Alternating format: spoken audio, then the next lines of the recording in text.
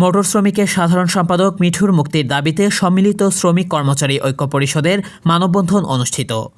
দৌলত জেলা প্রতিনিধি বগুড়া।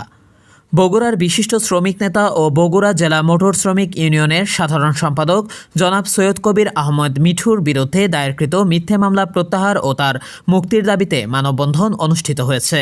আজ শহরের সাতমাথায় বগুড়া জেলা সম্মিলিত শ্রমিক কর্মচারী ঐক্য পরিষদে মানববন্ধনের আয়োজন করে।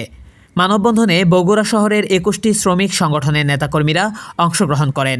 সংগঠনের যুগ্ম আহ্বায়ক আব্দুল মমিন মণ্ডলের সভাপতিত্বে মানববন্ধনে বক্তব্য রাখেন রিকশা ভ্যান ইউনিয়নের উপদেষ্টা মোশাররফ হোসেন স্বপন, বগুড়া জেলা লেথ শ্রমিক ইউনিয়নের সভাপতি লিটন শেখ বাঘা, হোটেল শ্রমিক নেতা আলামিন, খোকন, মিলন, মোটর শ্রমিক নেতা লয়া মিয়া, আতিকুর রহমান মিলন, নির্মাণ শ্রমিক নেতা হাফিজার রহমান, নান্নু মিয়া, আব্দুস সালাম, কাঠশিল্প শ্রমিক নেতা বাবলু মোল্লা, বেকারি শ্রমিক নেতা ফিরোজ, হাসান তালুকদার, লেথ শ্রমিক নেতা সুলতান, দর্জি শ্রমিক নেতা ফেরদুস আলম, পৌরসভা শ্রমিক নেতা মানিক, মতি, সংবাদপত্র হকার্স ইউনিয়ন, গৃহনির্মাণ শ্রমিক পরিষদ, দর্জি শ্রমিক ইউনিয়ন, সেলুন শ্রমিক ইউনিয়ন, বগুড়া পৌরসভা শ্রমিক ইউনিয়ন সহ শ্রমিক সংগঠন ও তার নেতৃবৃন্দ মানববন্ধনে অংশগ্রহণ করেন।